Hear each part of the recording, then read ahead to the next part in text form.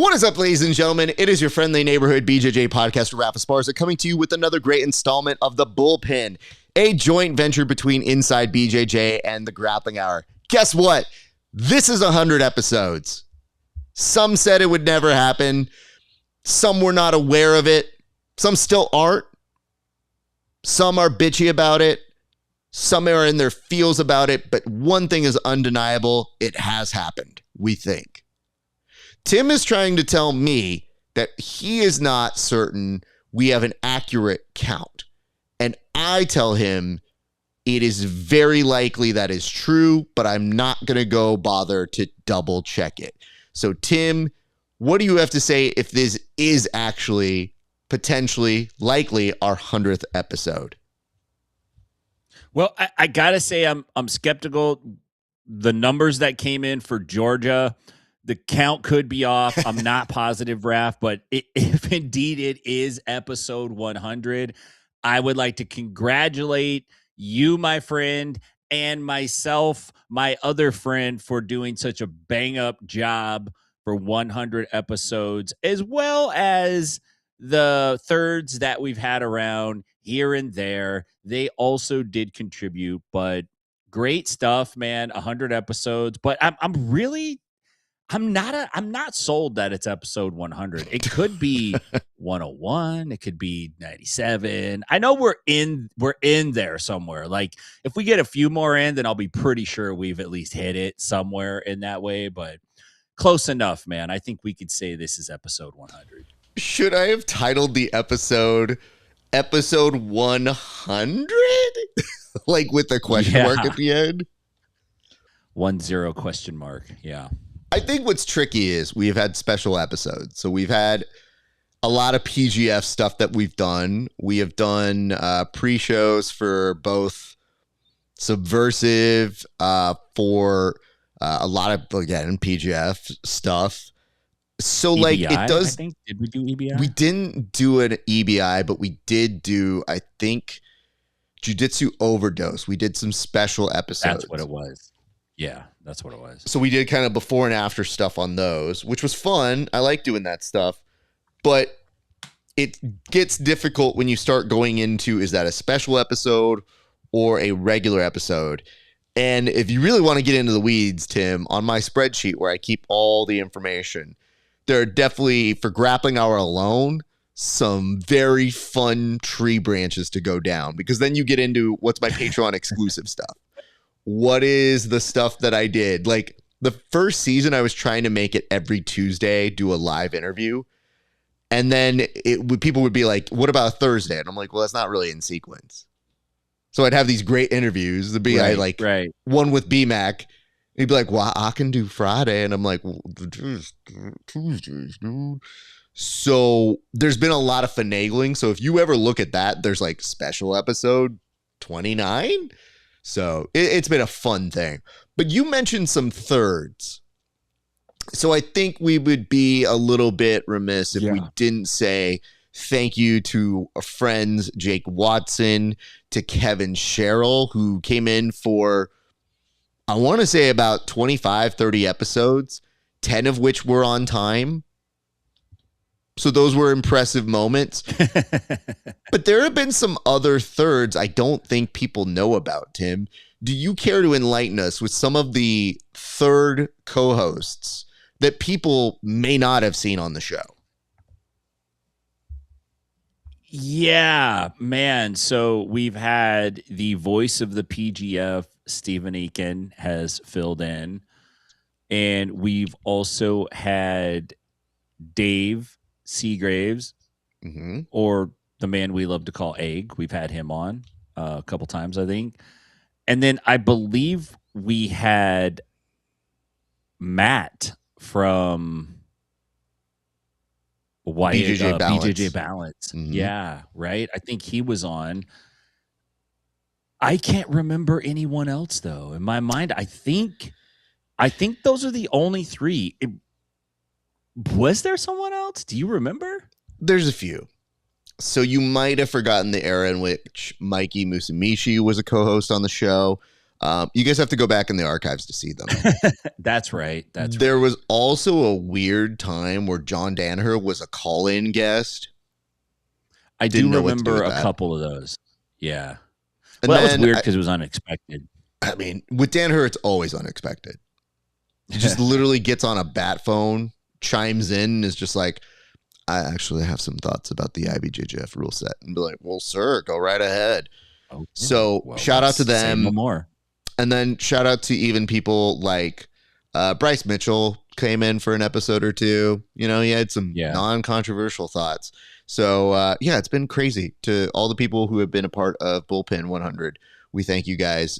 We'll catch up with America soon enough. We'll get to Freedom 250 in the near future. But, Tim, we have a board here we're going to get to in a second. But for the monologue, I would like to take a moment and try and ask you if you have any particular favorite moments that we have had here on the show. Because, again, in doing as many episodes as we have, there have been some highlights. There have been some interesting things that we've done. So for you, sir, what have been some interesting and favorite moments thus far in? I think, if I was to call out some real favorite moments, I felt like the guerrilla coverage of ADCC, CJI in, let's see, what year was that? Was that 2024, RAF, or was that 2022? It was 2024, yeah. Yeah, 2024 when we covered it. And I especially liked hey, let's just go out and start guerrilla interviewing people, and let's go over there and let's go over here. I thought that was cool. And the culmination of it for me was the open mat at 10th Planet Las Vegas. Wow, we did the show in the middle of the mats. We just basically were like, yeah, we can work with this. That was definitely a highlight. What else were a couple big moments on the show? I really enjoyed the roast. Anytime we roasted, I loved it, but I felt so terrible after the last roast, and then Kevin quit. I just felt like, damn, man, that maybe wasn't that didn't work out how I thought it was going to work out, RAF. But that was a super blast to do, I would say. And then, another favorite segment that we don't do a lot, but we have managed to do several times is PGF Court. And I got to say, the ones we've done at the PGF specifically were quite fun, and I think about those often. I especially think about when we were filming the B-roll for you taking the robe on and off with your glasses, and you pulled it off so great, man. And we just kept watching that little clip over and over and just laughing, man. I would say those moments stand out quite high on my list. Thank you for that. I think my favorite moments thus far have been bullpen courts are always great. I do miss doing that. I do anticipate we'll do it again in the near future. Exactly when, uncertain. But I can also tell you some other stuff in addition to the ADCC Gorilla stuff and the CJI Gorilla stuff have been, I think when we've done the draft stuff, that kind of was a fun episode or two. We've tried to do them a little bit more interesting every single time. Anything PGF related, anytime we're there, chaos ensues.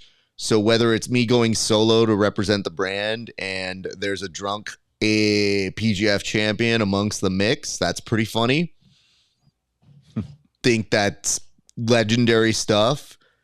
But I really always have enjoyed us doing our inspirational speeches to the teams where we're either reciting movie nonsense or just trying to find our way to pump them up in the most Mighty Ducks inspirational speech possible.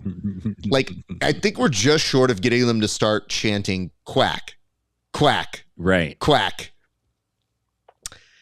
And if I have to pick something else, in addition to bullpen court, in addition to many of the great things, especially at CGI, including Tim not recognizing Pat Downey, of all people, which is still an incredible highlight. I forgot about it. And the look he gave me when I hugged him.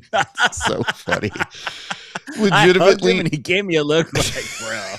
it's just the way that you play it off that doesn't play off is so incredibly funny to me. The roast is up there, all the special stuff that we do. But I do have to say, for me personally, there is nothing better than when I do a 5 to 10 minute segment solo and the reaction that Tim has after. Because I don't ask for them often. But like, let's say there's a death threat in jiu-jitsu and people are defending the person who made the death threat. Like, you don't know.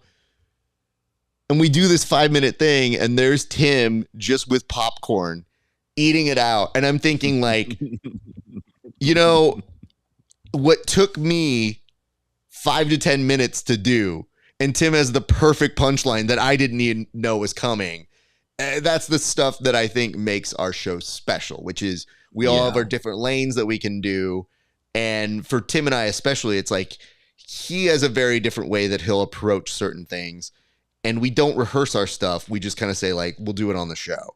So I find that entertaining element to me is why I feel we can do it forever. Is just like, man, I'm always surprised where Tim's going to go here. And sometimes there's a take where I go, I wasn't expecting that. All right, that's really cool. So I always feel like if I feel that way, you probably feel that way too.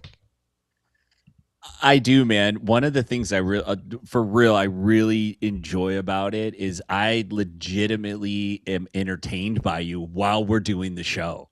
So it's like, I like it. Often you'll hear me laughing in the background at the stuff that you say. I'm like, dude, I can't help it, man.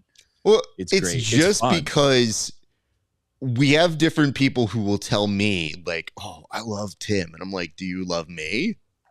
No, I love Tim. And I go, I do too. I do a show with him. So there has to be an inherent, I like this guy. But when they're just like really trying to like hammer it in, I'm like, if you keep saying it like this, I'm going to take offense to it by the third or fourth time because it feels like, what am I doing here? But it's a great reminder that it's like, oh no, that's the whole reason we do the show. Yeah. So, unfortunately for me, many of the people that are like, I love Tim, oh man, when you meet him in real life, they're a little bit scary, dude. they are intense with their love. And, you know, sometimes when we luck out with people like John Dong, 90, 99, you know, we just get a hello and them's our people. So we appreciate our people. So anyway, thank you to all of you who have helped us get to 100, a lot more to come. Why don't we go ahead and start with the very first topic, time on the board happening now. Okay. ADCC really seems to not have its stuff together. Apparently, on their website, Isaac Michelle is still listed there. Craig Jones recently brought attention to it. There is a lot of confusion as to, is that an official list? And then, even if you've received an email, it is potential that you are still not confirmed for the event. So, Tim, what do we need to know about what's going on with ADCC in its current state? You know, that's a great question. And the thing that is so hard to understand is that Craig called out like, hey, Isaac Michelle's name is on this list and he's still kind of wanted. So how is this going to work out? And then the general reaction was like, oh, that's not the official list. We just sent that out in email. And it begs the question is like, well, where is the list? And why is there a list? This is the thing that really gets me. Lists are like seriously the it thing for the last year. There's a list. There's lots of lists out there, Raf. And it almost feels like we're kind of missing out. Like we need a bullpen list. It's a perfect diversion, leverage tactic, excuse. Oh, we're working on the list. Well, where's the list? Oh, that's not the actual list. The other list is this list, is that list.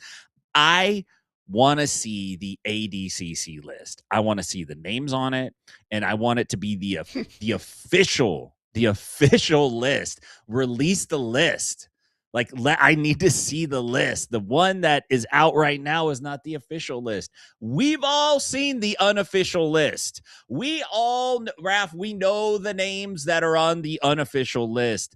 It's an unofficial list. We need to see the list. The list that has the names of all the people that are on the plane going to the location. That's the list that we need to see, ADCC. We need to see the list of who's on the plane and where they're going.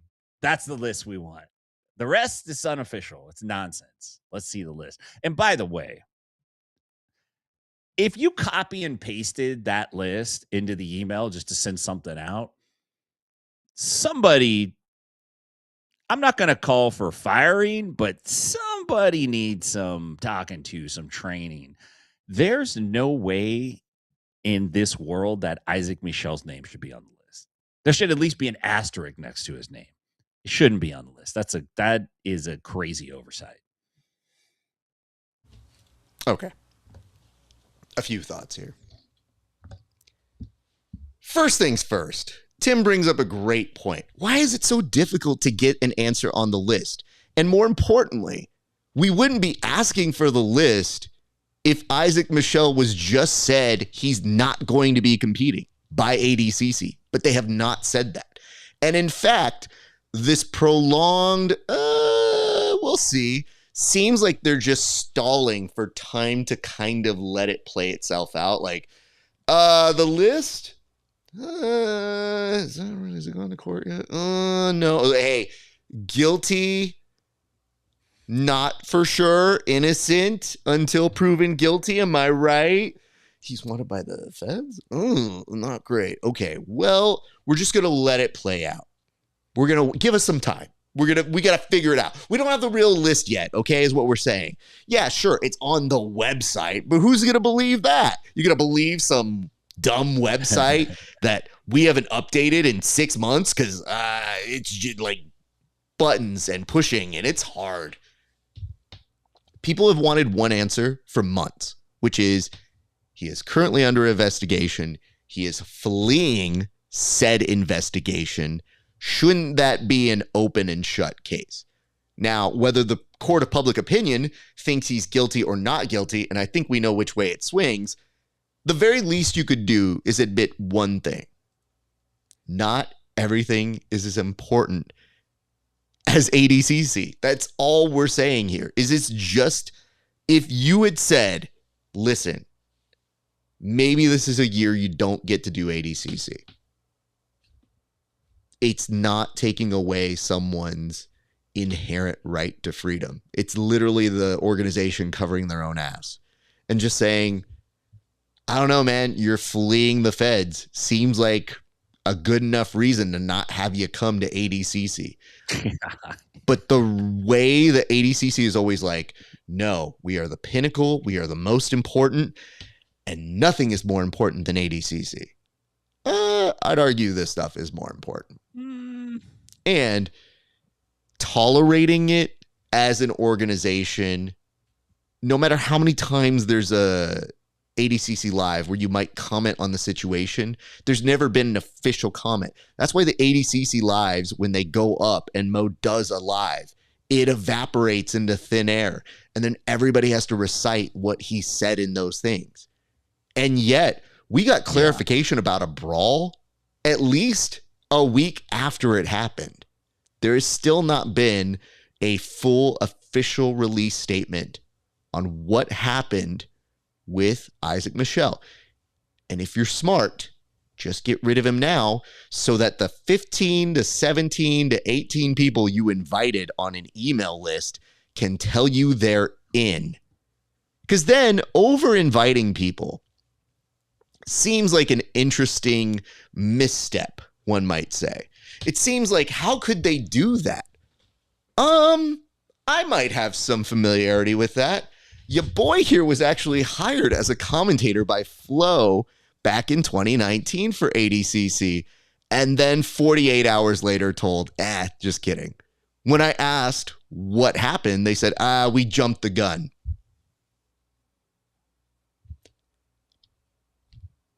Now, that seemed like it was more of a flow thing, could be an ADCC thing. It just seems like they are alarmingly bad at paperwork and organization. Or maybe they just don't tell you all the things that are going on. I don't know. Just seems like a really bad practice to be continuously bad at paperwork for so long. So I do get where this is coming from. My heart hurts if they over-invited and you get that. Because to me, if you got that email that said you're in on ADCC, that should mean you're in. End of story. And having been there myself of being like, you're in, man, I can't wait to commentate and do an awesome job for, I'm out. Feels kind of unprofessional. Feels kind of unorganized. So let's hope everybody who got one of those emails does make it in. But when it comes to something as simple as Isaac Michelle and you can't say that dude's out, yeah, I think people have a right to be up in arms about it. Yeah. It's tough. It's just that was the old list. We're still putting together this list. Who's not updating these lists? Like, that's the best part. The lists are almost perfectly aligned, except for maybe one or two things. And then on top of it, we're now finding out that other stars are not going to be involved. Mika Galvo, for some reason, not involved this year. Baby Shark, not involved this year. Giancarlo, out because of injury this year. You are losing some prominent names in the world of ADCC. And I feel like the unfortunate thing we are getting toward, Tim, is it is getting closer and closer to the reality of, is this going to be mid? Because we want this to be a good event, but we keep getting these indications that sound like, I don't know how much I really want to like get excited for it, because I almost want to quell my expectations of, it might be okay. Yeah, I think you're right. And the longer they go without putting out some official, like, yo, this is what it's going to be, the less interested the general public will be. You know, ADCC, man. Listen, dude, it's a wild world. I totally get it is a difficult thing to organize. It is a lot that you have to put together. It just seems like you only have 2 years to do it. Hey, listen, anybody who's put on events knows it can be a difficult undertaking that you are spending every day in meetings. There is sympathy I can have for putting on an event like this. Having said that, why are you making this more difficult than it needs to be? This is literally dudes accused of something pretty bad. If it was, hey, there's not enough evidence, there's not anything here, there's not a case to be had, maybe they could get away with what they were doing. But when there's an investigation and he is currently fleeing said investigation. Yeah, dude is on the run. He's on the run. Like, won't the feds know if you're going to ADCC? But the thing is, you can't do anything there, which is why Craig is leading the charge and saying, like, oh, I hope he goes through LAX. Because the minute he lands through LAX for a layover, they would be able to do something because it's back on U.S. soil. So the fact that this dude is knowingly not here, it does seem to not play well enough to say, well, you got a case on you. So no ADCC for you this year. That's it. That's all you have to do. And maybe if he's found not guilty in 2 years, you can give him another thing. It's just not looking very good in terms of likeliness that he doesn't have some kind of responsibility in this. So again, this is all conjecture. This is all speculation. But it is important to note that from an organizational standpoint, not taking a stand is actually taking a stand. Yeah. Yep. All right, let's move on to our next topic. Speaking of Craig Jones, who's currently suffering through a loss with Australia in the World Cup, womp womp. Better luck in 4 years, sir. Craig Jones is actually now located in Mexico for his next B team venture. The longtime Mexican karate expert is now making his way into the world of owning a gym in B team once again, this time in a more extravagant location and setting. Tim, what do we know about Craig Jones's new venture? Well, you said it, and he's pretty difficult to predict exactly what he's going to do, which makes me think he either is living a double life or there's no either. Dude's living a double life of some kind. I don't know what it is. I don't know if Craig is selling Amway products on the side. I don't know if he's involved in a vitamin sales scam. I don't know what he's doing, but this dude is all over the world. Severe case of ADHD when it comes to starting businesses and then changing his mind. So recently it's been kind of leaked out, and I think it was like Open Mat Locator, this site that like lists open mats, somehow reported that the resort, it's called the Zamaya Fitness Resort. It's near Tulum, Mexico. Tulum is the place where every influencer and their grandma has to take a picture of them lifting stone weights with a wooden barbell, like Fred Flintstone style. That's Tulum.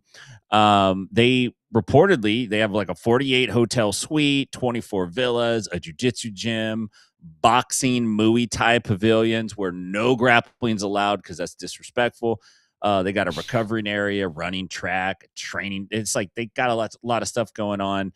And they're saying that in September, like they're going to take drop-ins, weekly passes, monthly passes to train at the resort. You don't have to stay there, but you can get a pass to stay to train there. And it's like, obviously it's an upgrade over what was going on in Puerto Rico. That sounded like some Apocalypse Now type situation. I don't know if this means that the B team guys are going to leave Austin and go to Mexico, or if it just means he's starting something in Mexico. I don't know with Craig, dude. It's like, it's a little impossible to know with this guy. I'm interested, but as with like probably 30% of the things Craig puts out there, sometimes there's not a follow-up on it. And it makes me feel like maybe Craig's just trolling us for something else, but it would be interesting to see a B team Mexico. I don't know how much they would get done grappling wise, but I think they'd have a good time, get some good content. Yeah, I don't think any of us have a handle on what's happening. One person who always is trying, though, is Gordon, who was complaining that Craig didn't pay the women enough, which, okay. Wait, Gordon is saying this? So Gordon put up a post that said Crooked Craig didn't pay the women as much as the men, despite saying he wants to pay them as equals. So despite increasing pay with CJI, he's now bitching that he didn't actually follow up on the thought, the want, the desire to pay them as much, even though he's the namesake of Craig Jones Invitational. So this is one of those things where we're talking about a new gym. This somehow gets in the news. None of this makes any sense. It's trying to demean Craig's character, which Craig kind of does on his own. So, like, it's not like he needs help being more silly. Or, I think, correct me if you're wrong, if I'm wrong here, world, but I feel like Craig actually does this on purpose to have people not take him as seriously. He does very serious business because is this thing worth $40 million? I don't know. I don't know any of that information. They just keep repeating $40 million. And I've never heard the words $40 million uttered in the same sentence as jiu-jitsu ever in life. It'll beg the question, if that was true, because again, trolling, why did we spend $40 million on a gym? Sure. Right. There are so many other things we can spend it on. And is that where the Craig Jones Invitational money went? And is this a front? And if it's a front, how do I get action in on it? And like, Yeah. what are we doing with this? Because it's going to be a great destination jiu-jitsu place. So a lot of people are probably going to want to go out there. Craig is a phenomenal teacher. He's got a great presence. I'm sure it's going to get lots of buzz because they're going to do more skits and they're going to do more viral content to raise the awareness for it. Nobody does it better than Craig. The real question is, what is it going to look and feel like? Because we're used to B Team and what they were doing. Sure. It sounds like this is more Craig's solo venture. So that, does it have more chaos? Does it have more silliness? Totally unknowledgeable yet. So we will find out more as we do and as it proceeds to get there. But the real key for Craig is this. How long is this going to last? Craig is a person who sometimes likes to just do something for the amount of time he wants to do it and then kind of gets bored and moves on. And I'm excited for what it is right now. And even with B Team, he was there for a good while. It was like a good run that he had with them, but he was still going out and traveling and doing other things. So the one thing I do want to see is, how long is he now as the principal guy going to be at one place? That, I think, is a fair question to ask and to find out more as we do. Yeah, I think that's a great question too, because you know, like if B Team Mexico splits into some drama, then maybe Craig is the drama mama. Well, we'll see. Yes. Good test. It is also hard to know for sure, like, what is drama in jiu-jitsu? Is it ownership rights? Is it the fact that you cut up a piece of a pie so many ways that you don't have full ownership? There's a lot of things that can make sense for people. It's just, in this particular case, for Craig especially, now it seems like he's going to have more creative freedom to do what he wants to do here.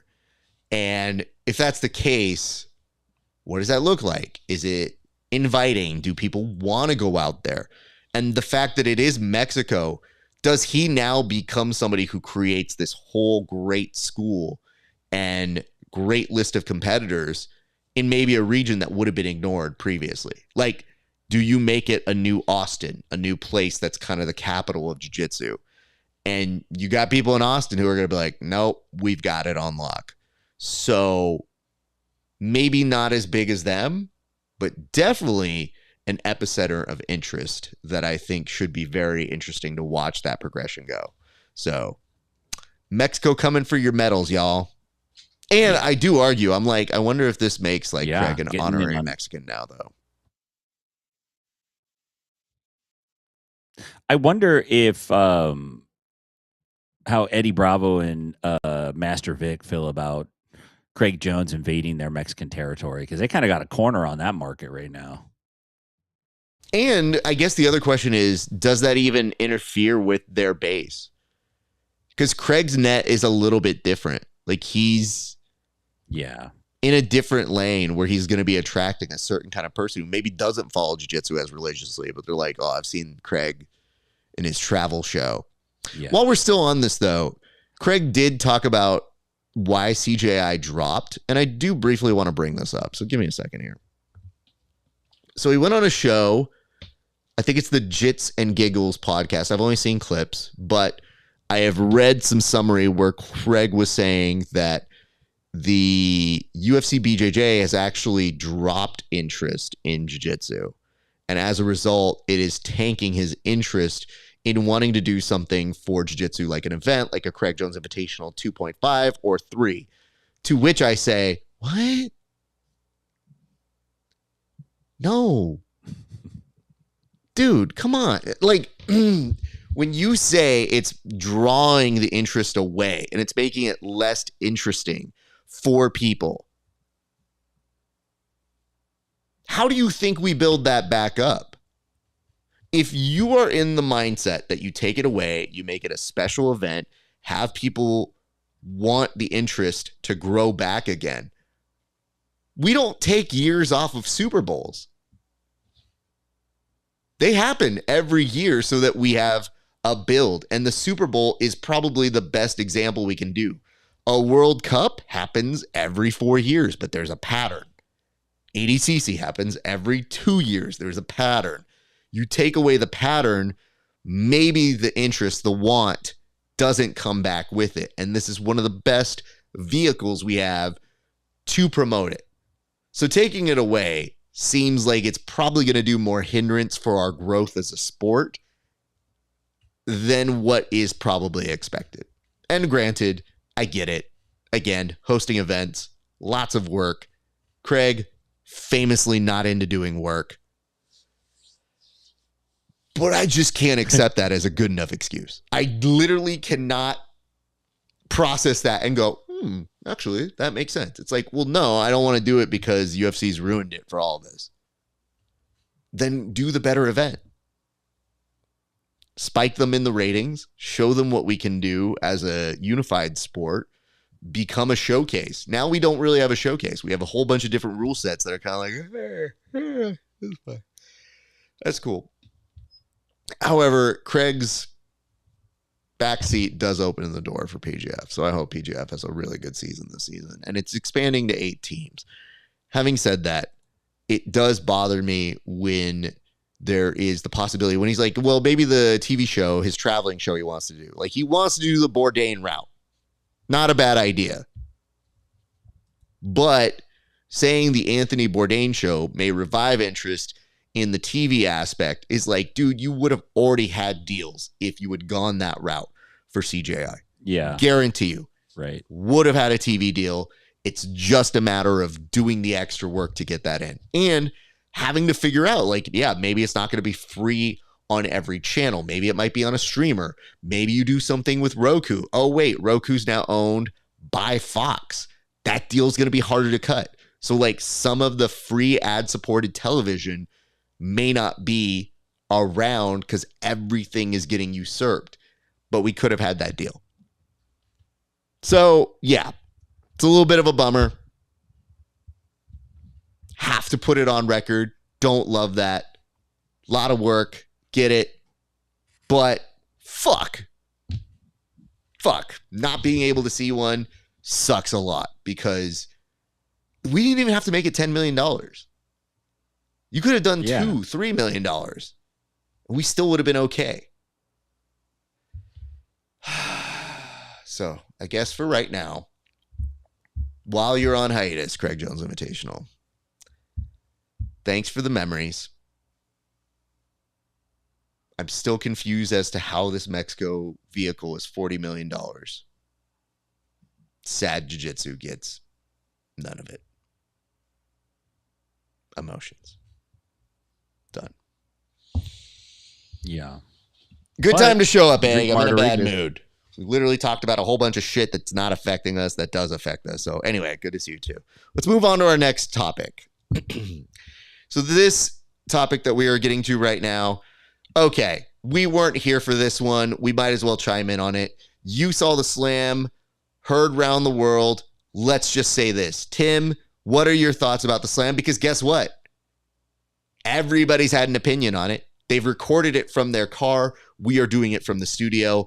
What take do you have, Tim, about this that maybe somebody hasn't gone to? Well, I remember hanging out with Ben Eddy in Las Vegas, and I think it was around the time of one of the qualifiers.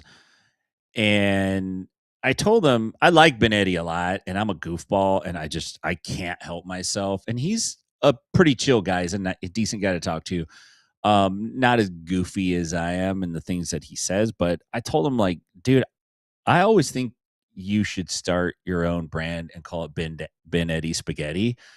And he just kind of looked at me like, I don't eat carbs, but I thought it was a great idea. And apparently Jakari Savage caught wind of my idea and tried to make Ben Eddy Spaghetti at the ADCC Dallas Fort Worth Open in 2026 here, which was, this was just like last week this took place. The crazy thing is Ben Eddy just kind of like chupacabre'd up on this dude. right? It reminded me of watching Jack Black in Nacho Libre when there were the two little like chupacabra wrestler dudes that would run and just like jump up on the dude and just jump on him. Like that's kind of what Benetti did. And Ja'Cory Savage wasn't necessarily in a submission, so he wasn't slamming out of a submission. He was just slamming him because it wasn't a great idea to do what he did. And yeah, it rocked Benetti pretty hard, bit through his lip. Turned out that he's okay. But yeah, I saw your comment, Egg. I said, you don't want to piss me off, Egg. Here's the thing. I'm the guy on your side all the time. That's the thing. I'm the dude who's always like, dude, I love Egg. Now I'm giving Egg logo. And then he's going to take a shot. I'm going to, dude, now it's on. I'm going to go. What did you call it? Thug Raf? Yeah. Hood Raf was about to show up. Yeah. I want to make Benetti spaghetti out of you, Egg. But yeah, man, he got spat. Look, I think it's ridiculous in a grappling match to slam people and try to knock them out. It's like, it's not grappling then. Don't call it grappling. It's something else. Slamming out of a sub, maybe, but I still don't. I'm not a big fan of it. I think it's kind of a lame aspect of the rule set when you could do it. I get why it's exciting, but I just don't think it's like actual grappling. I'm glad he's okay. I just think like, Ben, dude, you don't do that. Not against somebody that big. Bad idea. Agreed. All right. Let me just try to recap this real quick. Okay, I think we all agree. Climbing on somebody, risky. However, not reading the rules, probably also very bad. A lot of people have taken one of those things and just gone with it. You know, this just goes to show you shouldn't be climbing guard. I've been telling people for no one gives a shit. Same side. This just goes to show. No, it doesn't go to show. It's just somebody didn't read the rules. Their coaches didn't read the rules. And there should be some expectation. Yeah, you should do that. The one thing that everybody agrees upon that I think with some form of common sense is not everybody that you roll with may read the rules. Thus, you have to protect yourself. Does that make it okay? No, because in no world does it say in the ADCC rule set you can slam somebody like that at the opens, especially.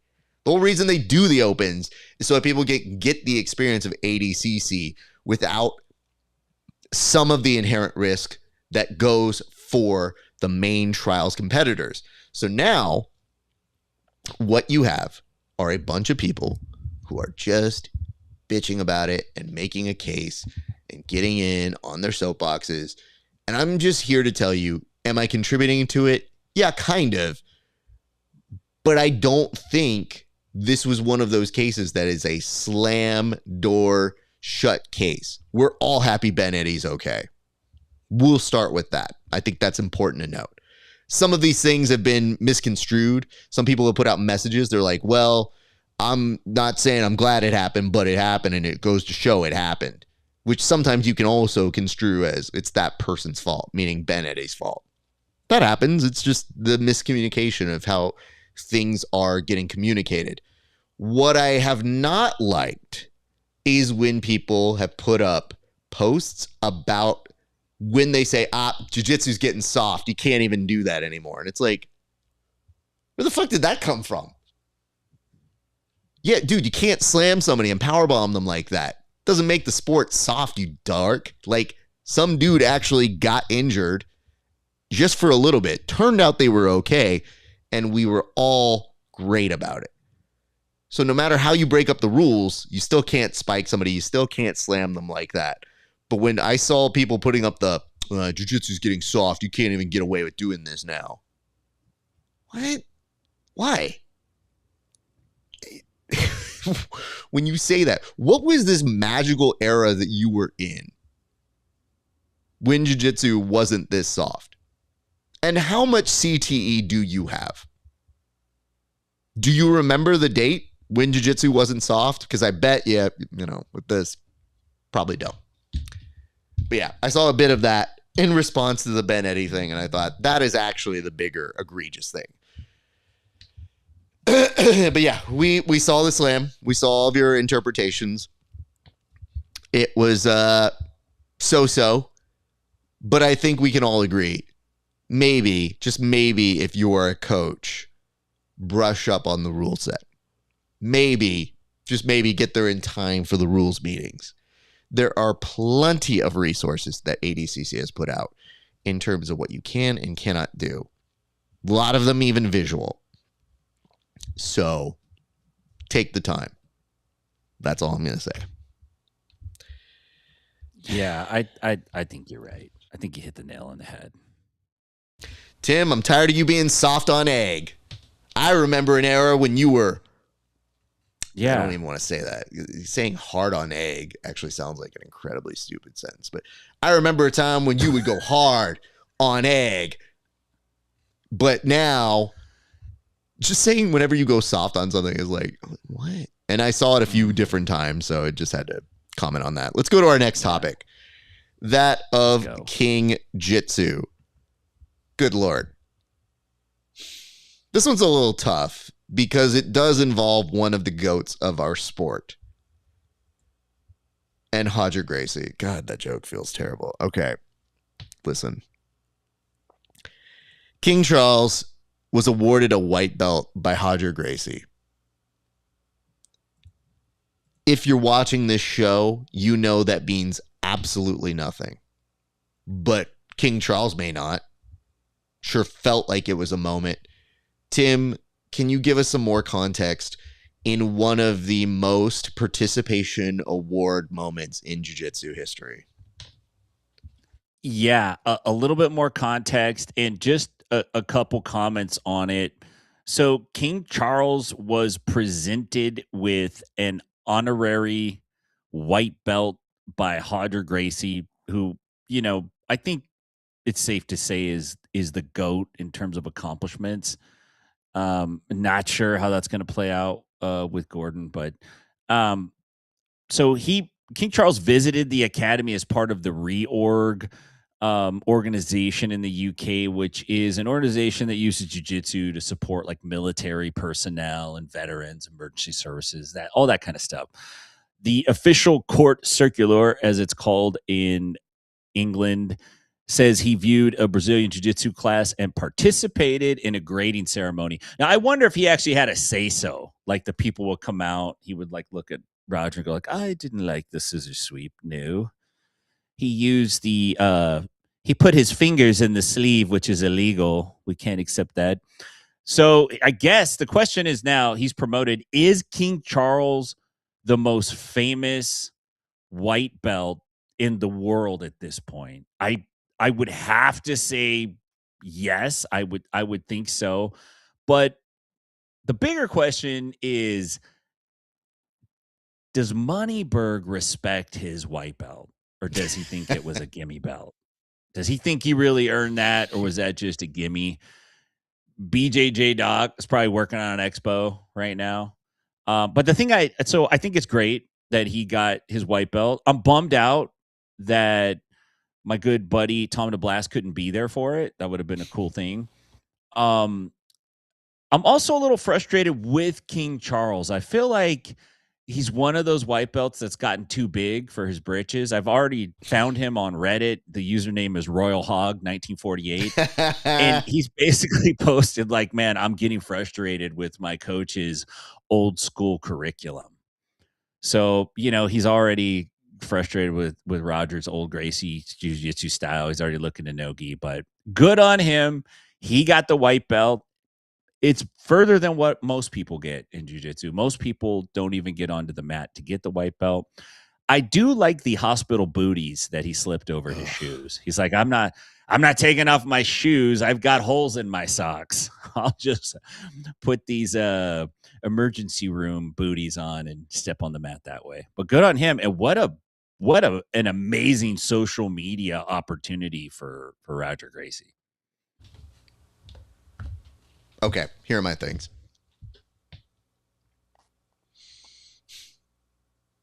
If you were a part of this, you never get to say participation trophy ever again. privileges lost. If you liked the post, privileges lost. We gave a white belt that you get when you walk in the front door to the king and made it seem with pomp and circumstance like it was a thing. Now, I get it. If it was a troll, it did not seem like it was a troll. It seemed like it was coming from a place of respect of like, hey, in honor of you being here, I give you this honorary note card. There you go. This note card is very important to jiu-jitsu, and I hope you frame it. And never forget the day you were presented a bullpen note card. They did it with a straight face. I get the politics. I get the coolness of it, of just saying like, hey, you came to the gym. Why can't you just come to the gym? Why do we have to give you something? You didn't do shit. And why are we making this a thing where he can come and get a white belt because he didn't do any jiu-jitsu really, but they say he's participating, which, you know what? He's an older gentleman. That's fine. Just take out the presentation. Literally just be like, high five. You know what you get? You get the bro hug at the very end of class. Have him do the line. Because you know what this invites, King Charles? And I'm sorry I have to address you in your formal way, but I am letting you know, now that you have a white belt on your body, people can call you out. And that's something they did not think about when they put that white belt on you. Now, you got leaders of other organizations that are going to be like, yo, you hear King Charles has a white belt and Hodger Gracie is a coach? Uh-oh. Think I better get that one Kim Jong-un's son. Don't know who that is. Let's get them to fight. Battle Royale. This is how World War III starts. People get called out to jiu-jitsu super fights. I'm just letting you know, it does not seem like a smart and prudent idea. So let's move on. What is this? They could give him a new white belt or a free trial class white belt. The fuck does it even matter?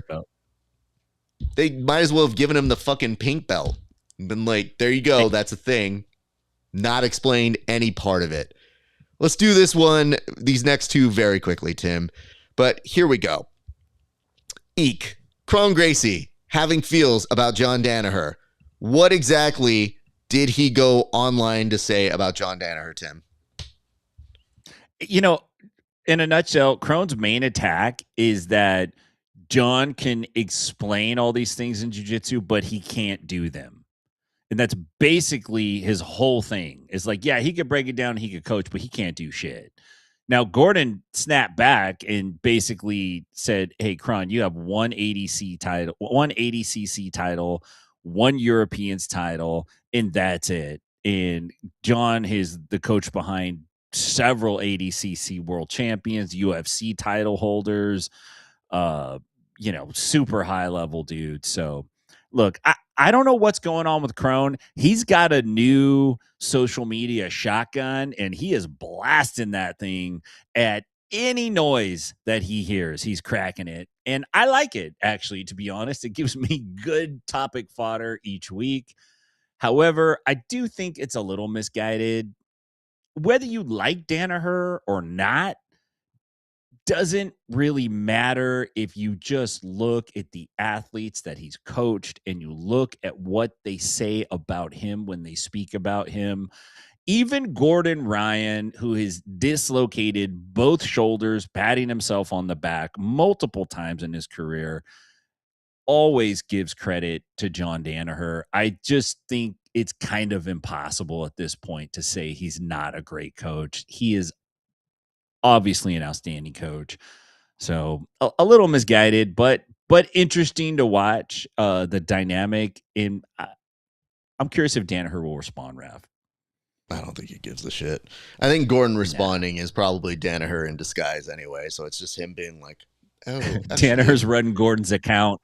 Oh, that would be so great if we found that out. Danaher is 100% behind a typewriter on at least a couple of those posts. Okay. Where do I go on this? Why are we litigating this still? And it doesn't need to be brought up. Like, Danaher's he's a good coach. Maybe not a good coach for you, but like, there's a whole group of people who are just into what that is. So let it be totally cool. The only weirder part about this whole aspect, Tim, is just the fact that who's giving Crone this much free time? Like, Yeah. that's where I feel like this comes from, because it's just like, dude, I just don't like this dude.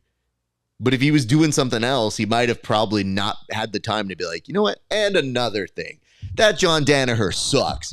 And he can't even do a triangle, I bet. Whatever, take that. It's like, my guy, gardening, bowling, shuffleboard, one of those. Pick a hobby, do that.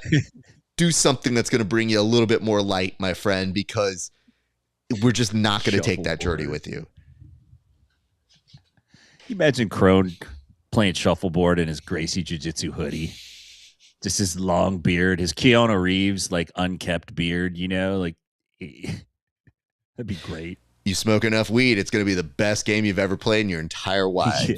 So let's now go to our next one, which is demoted. So what exactly happened here, Tim? Because, yes, unpaid coaching drama has now gone public. What is the situation behind this demotion, Tim? I feel like this should be a weekly story in the jiu-jitsu world. Look, everybody knows your first coaching job is unpaid in jiu-jitsu. Whenever they ask you, like, hey, man, you want to teach? That usually means unpaid. So student Benjamin Zaref, who is a brown belt or was a brown belt under Tony Ferreira, Benjamin reports that he, got his brown belt, that he had been showing lots of no-gi stuff to the coach, is what the article sounds like. Like, he was like teaching him some stuff. The coach really liked it. The coach, after he promoted him, said, hey, man, I'd like you to teach like 2 to 3 no-gi classes a week at this new gym we're going to be opening up. Now, Benjamin himself, reportedly as a small business owner, said, yo, I kind of got to get paid. And the coach said, like, nah, man, there's no pay for this job. Got upset, little quarrel back and forth, and decided, yeah, you're no longer a brown belt. Brown belts work for free. You are a purple belt. And so he demoted him, which is insane. That's insane, first of all. It's also insane. Do you expect someone to coach for free? Like, if somebody wants to coach and they're jonesing and you tell them, like, because I have done this, I'll admit this. I run 2 gyms. I've had people ask me, like, I want to coach. I don't care about getting paid. And I'll tell them, like, I don't have money to pay you. I would love you to coach, but I'm not trying to get you to coach. I want to coach. Okay, well, if you coach, I'm not going to pay you. So don't feel any kind of way about it later. You come back and go, like, I did all this and now you didn't pay me. Like, but yeah, dude, you can't get mad because people want to get paid. You can't demote them. That's insane. Tim, when it comes to demotions, I don't like that it's not visual. Like, yeah, they get a belt that goes back down one color. I want to see them Candyland slide back down. Yeah. So, like, I need them to have a visual that's like, here was you. Yodel, like, from The Price is Right. They yodel their way back down to purple, and you go, so sorry. You live here now, bud. Anyway, don't make me pull this back out, because there's a blue belt. And you know what? King Charles isn't far away from you, bro. I'll bring you back down to King Charles level. All right. That's enough on those topics. Yeah, Tim, let's get to this week's ceremony. Low light highlight of the week. What can you tell us about this week's fight of the week, sir? My brother, this might be one of the best fight. And I know I say this a lot, but man, the general public is wilding, dude. This is a fight that I haven't seen. We've seen hats versus glasses, shirts versus skins. This is roofers versus gardeners. Now, what gardeners need to understand is you can't go traipsing up on another man's roof without an invitation. And evidently, this must have been what happened, because the roofers here, they cleaned house, man. Like, they seriously cleaned massive house. I don't know much, Tim, but I know one thing just from the visual of this. If you're a gardener and you're going up to the roof and you're fighting roofers, you are going on their turf. So this is mistake number 1. But feel free to go ahead and sync up and let me know in 3, 2, 1. Go ahead, Tim. Okay, so dude from Street Mortal Kombat throws the other dude off the roof at this. Watch slow motion.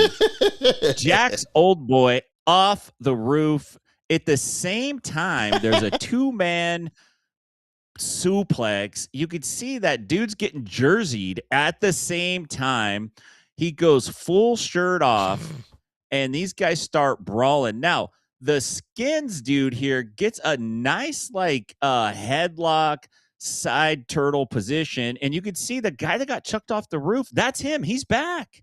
He's walking on his 2 feet. The other dude that came off the roof are fighting. Now, check out dude up on top of the roof who decides at the last minute, as he goes, I'm going back to work. Watch it. We zoom in on the last shot is him. Like, I'm going back. He did. He participated for like a second. But yo, dude, this guy got thrown off the roof the way I imagine I would throw someone off the roof. This beats the 1984 Starrcade scaffold match when Cornette took that bump and landed and basically turned his leg into gravy. This is better than that, dude. This is an amazing chuck off the roof, Raph. What a reference, sir. Okay, let me walk you through this real quick. So I feel by reverse Royal Rumble rules, they've won already. Like once they've chucked somebody off the roof, you win. There is no more here. And also the evidence of there being a ladder that was the beginning of the fight. So like what's missing from this video, in my opinion, is somebody climbing the ladder and be like, hey, you got a problem with me? You just wait. Hold on. I'm gonna. Okay. What were you saying about me? And then realizing you can't just start the fight because you have to get your footing and go like, hold on. You said something about me? Yeah. You want to go? Yeah, okay. I've got my base now. So we go there. Woo! Already falling off the roof. So to me, Tim, this is already bad news because I look at this stuff and I think my legs are cooked if I fall like that off the roof. Like I'm at an age now where I see stuff like this. I just want to see it one more time because the throw is great. Somebody who wasn't expecting to throw somebody that day goes, nope, bye, mijo. That's Raiden from Mortal Kombat on the roof. So now it's this terrible Darby Allin bump.